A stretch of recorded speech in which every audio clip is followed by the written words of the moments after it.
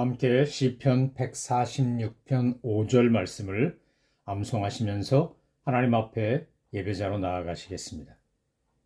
야곱의 하나님을 자기의 도움으로 삼으며 여호와 자기 하나님에게 자기의 소망을 두는 자는 복이 있도다. 아멘.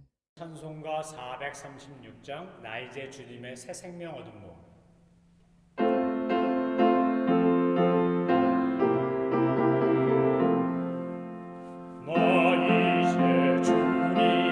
새 생명 얻은 몸, 옛 것은 지나고 새 사람이로다. 그 생명 내 맘에 강같이 흐르고 그 사랑 내게서 해같이 빛난다.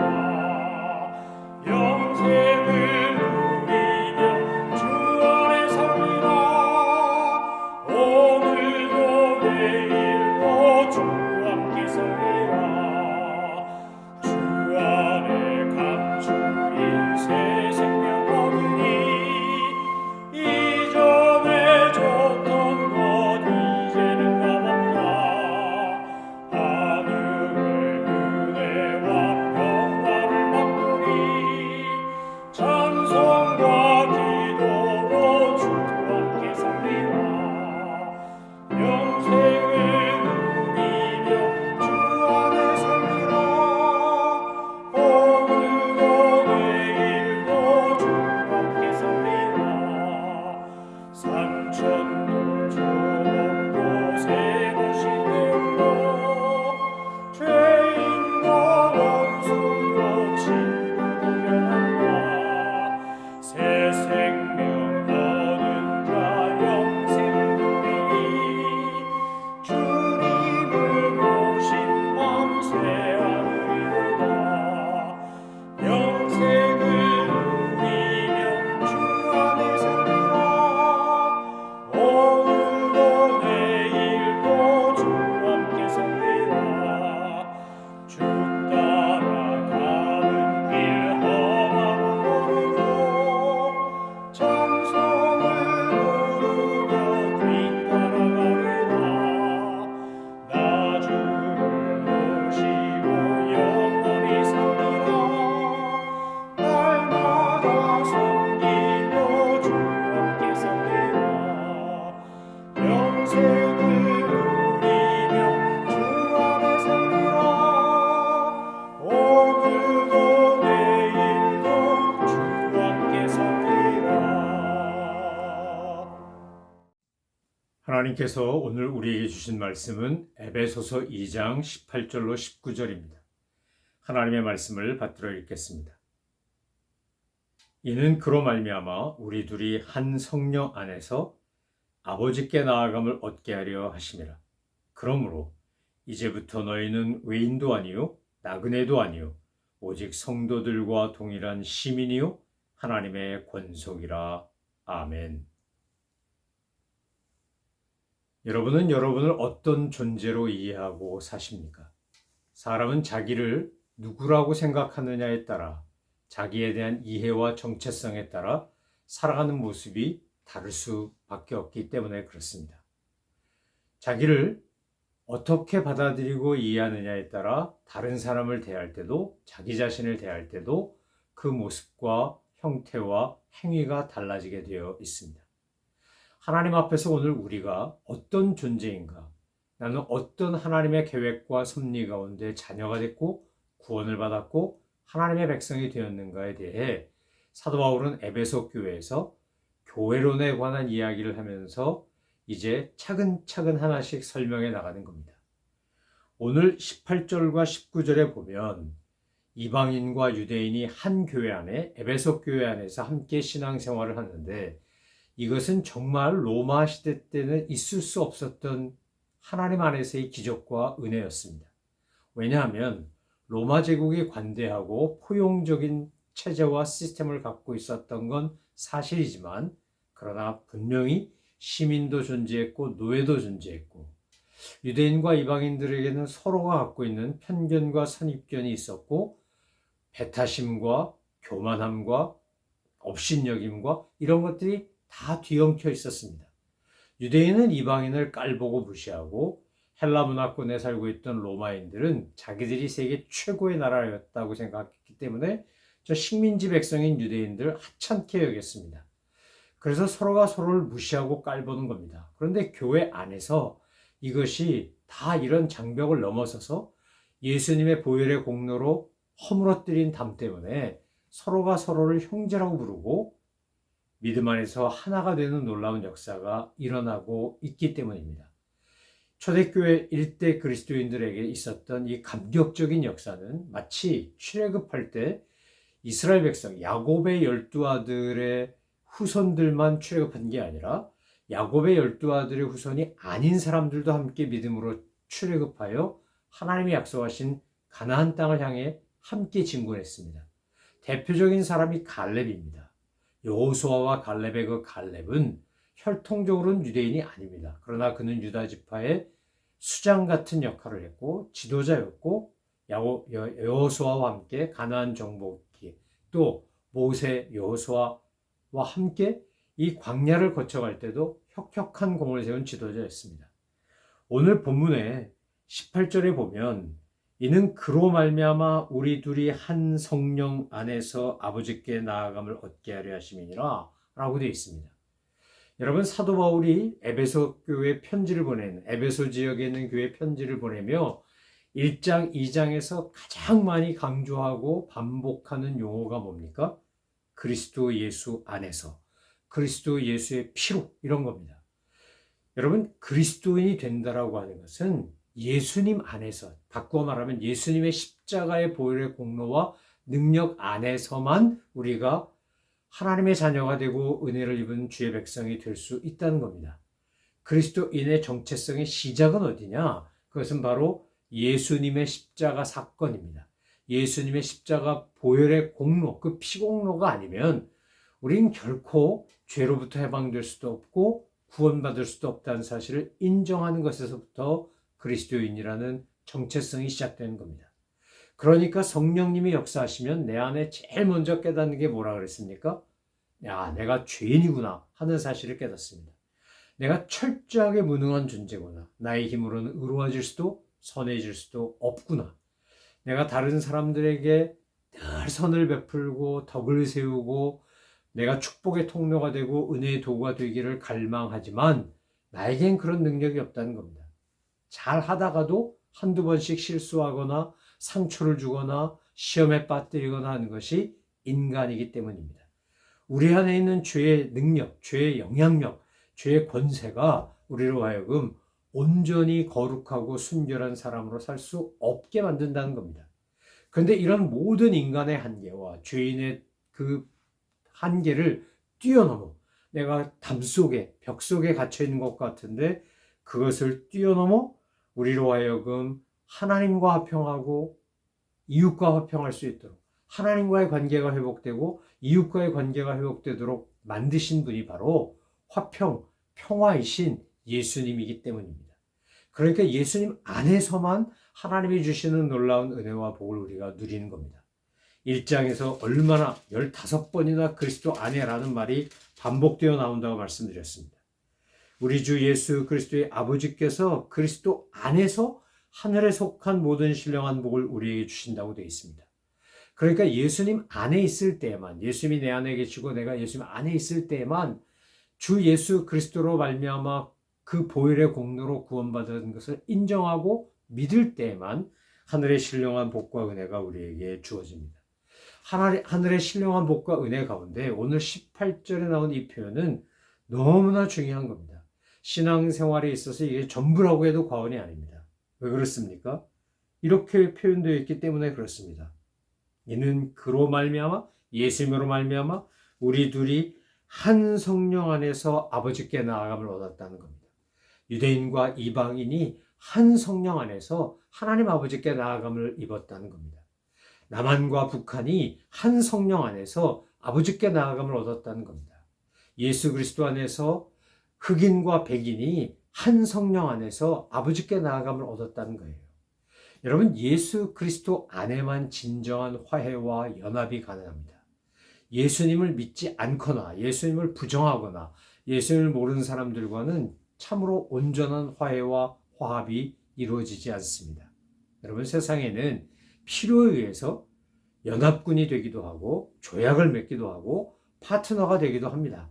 그런데 그 문제가 해결되고 나면 서로 으렁거리며 원수가 되는 경우 얼마나 많습니까? 영국과 프랑스, 영국과 독일, 미국과 영국, 우리가 알고 있는 수많은 경우가 그거 아닙니까?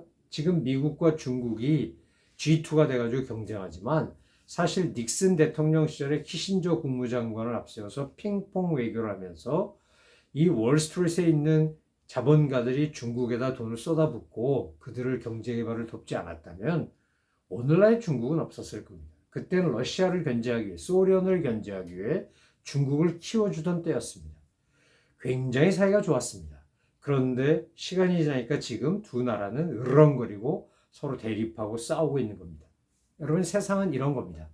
진정으로 주님 안에서 연합된다라고 하는 것은 오직 성령 안에서만 가능합니다. 오직 예수 그리스도 안에서만 가능합니다. 한 가정도, 부부지간에도, 부모자식간에도, 형제지간에도 인간적인 힘으로는 이것이 되지 않습니다. 그러니까 성령님이 내게 임하시면 내게 있는 죄악과 한계를 보게 되고 무능함을 깨닫게 되고, 그럼에도 불구하고 우리를 사랑하시는 하나님께서 예수 그리스도의 피로 우리의 모든 연약함과 더러움과 한계를, 부정한 것을, 무능한 것을 다 씻으시고 새롭게 하셔서 우리로 하여금 한 성령 안에서 아버지께 나아가도록 역사하신다는 겁니다. 예수님 안에만 흑인과 백인이, 황인이, 인종 혐오, 인종 증오를 넘어서서 하나가 될 수 있습니다.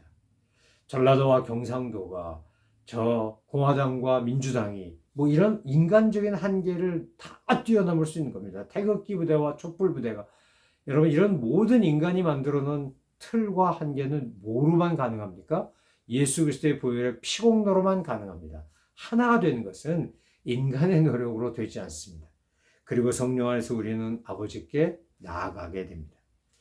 여러분, 사도 바울은 축복도 하고 기도도 합니다. 에베소서 1장에서 보통 바울이 보낸 편지에는 그렇게 되어 있지 않는데 3절부터 14절까지 하나님이 주시는 신령한 복이 뭔지를 아주 세세히 설명하지 않았습니까? 제가 한 절 또는 반절씩 이 말씀을 강의한 이유가 우리가 어떤 존재인지, 우리가 어떤 복을 받아 누린 사람인지를 알아야 고난이 닥쳐오고 시험이 오고 시련이 올 때 그것을 넉넉히 이길 수 있기 때문입니다.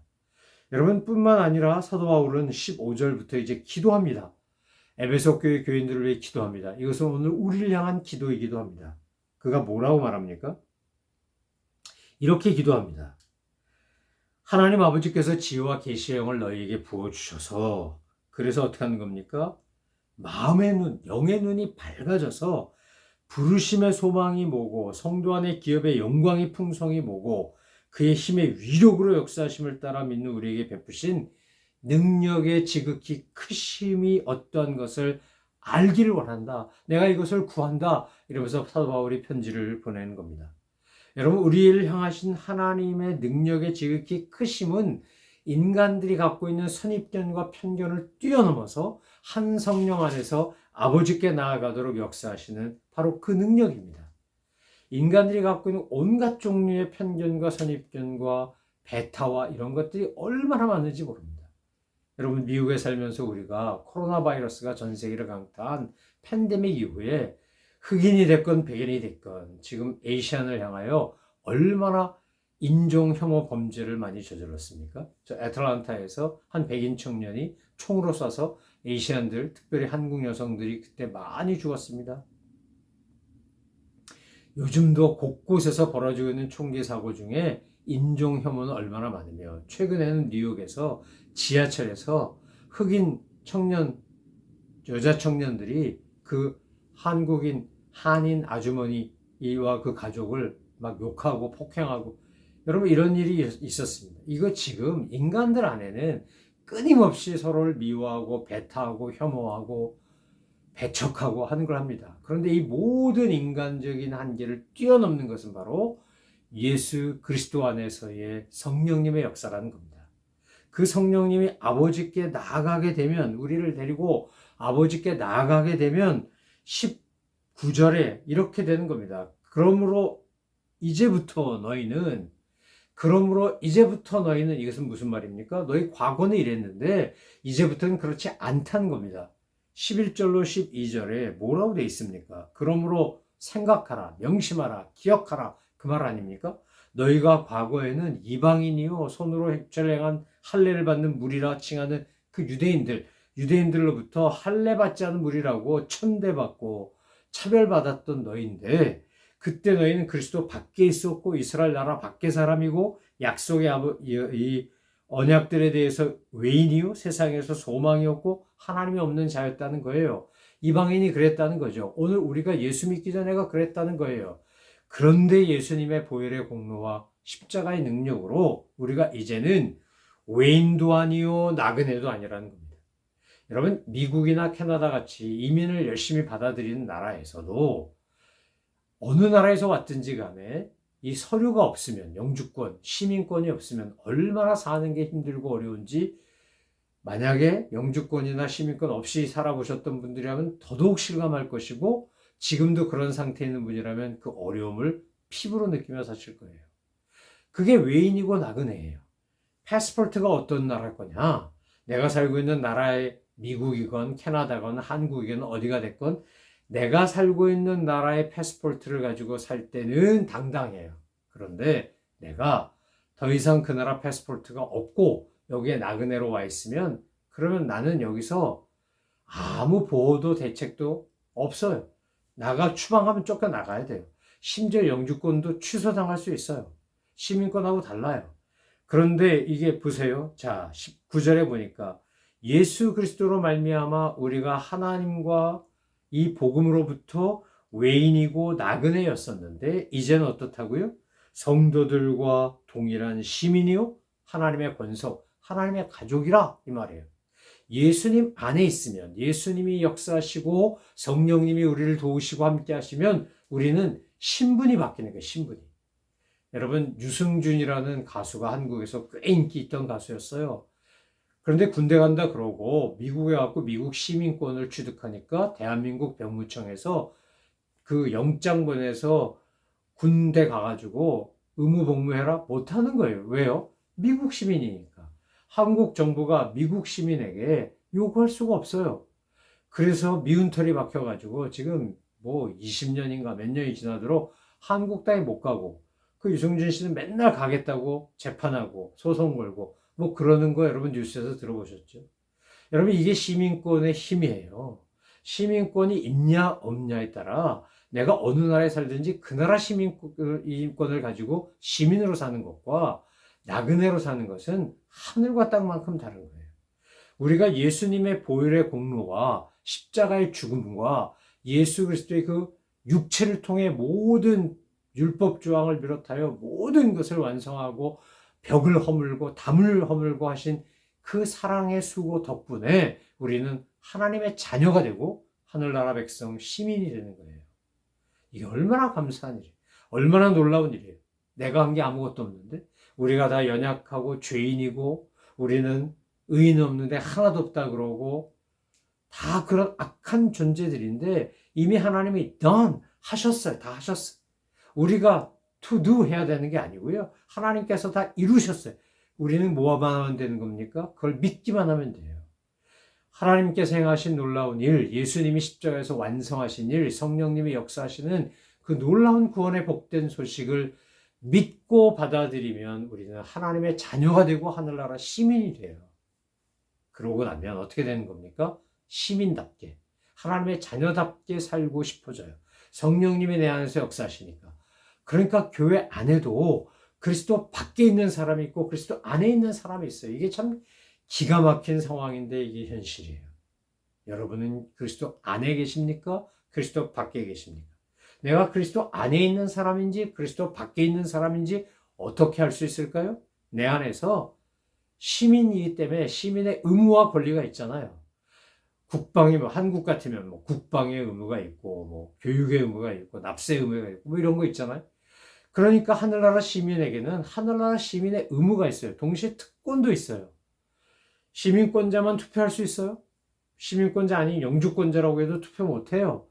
선거권, 피선거권부터 시작해서 시민들에게 주는 사관학교도 시민만 갈 수 있어요. 영주권자 못 가요. 시민권자만 가지. 그러니까 시민이냐 아니냐에 심지어 영주권이 있어도 그런 차이가 있다 이 말이에요. 하늘나라 시민이면 우리에게 특권이자 의무가 있어요. 세상에 나가 빛과 소금이 되고요. 선한 행실로 하나님께 영광을 돌려드리고요. 예수님이 마태복음 5장에서 산상순 팔복에서 이야기했던 새로운 성품의 사람이 되고요. 우리가 거룩함을 추구하고 믿음으로 살고 소망 가운데 나아가고 여러분 예수 믿는데 천국 시민인 사람과 아닌 사람은 삶의 모습과 질이 하늘과 땅만큼 달라요. 오늘 저는 저와 여러분이 하늘나라 시민으로 사시길 바라요. 하나님의 권속으로 사시길 바라요. 내가 하나님의 아들이에요. 하나님의 딸이에요. 내 아버지의 이름을 욕되게 할 수 없잖아요. 제대로 된 자식이라면 세상에 나가서 부모 이름 욕먹고 부모 얼굴에 먹칠할까봐 조심하잖아요. 제대로 된 부모라면 자녀들이 나 때문에 피해보지 않을까봐 삼가 행동에 말에 신경 쓰잖아요. 우리가 하나님 나라 시민이면 하늘아빠를 기쁘시게 하고 그분이 원하시는 삶을 향해 나아가게 되어 있어요. 사랑하는 성도 여러분, 오늘 저와 여러분이 하나님의 자녀고 천국 시민이라는 사실을 분명히 알고 믿으시기 바라요. 예수 그리스도 안에 있는 사람에게만 주어진 특권이에요.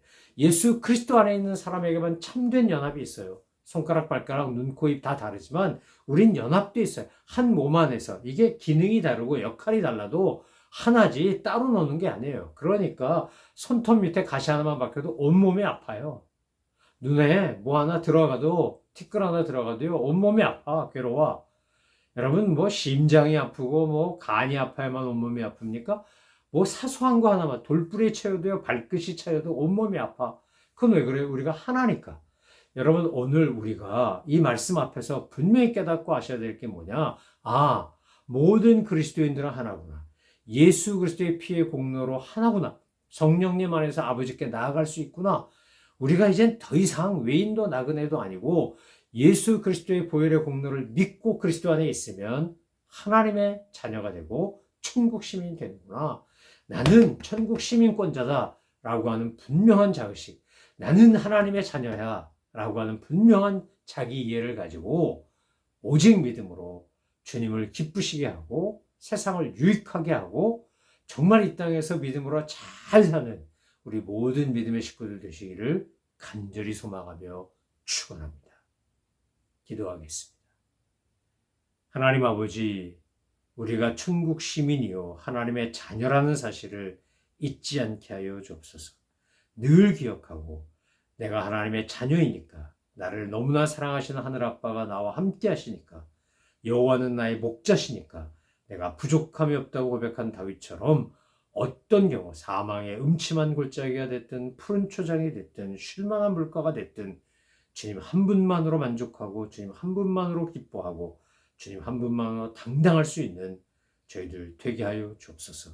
내 하늘아빠가 나의 모든 것을 아시고 늘 나와 동행하시고 나를 보호하시며 인도하신다는 사실을 알고 믿게 하시고 고백하게 하시고 자신감을 가지고 살게 하시고 믿음의 영적 자존감을 높여가며 살게 하시고 하나님의 자녀요 천국 시민이니까 천국 시민답게 살아가는 저희들 될 수 있도록 성령님 역사하여 주시고 도와주시옵소서.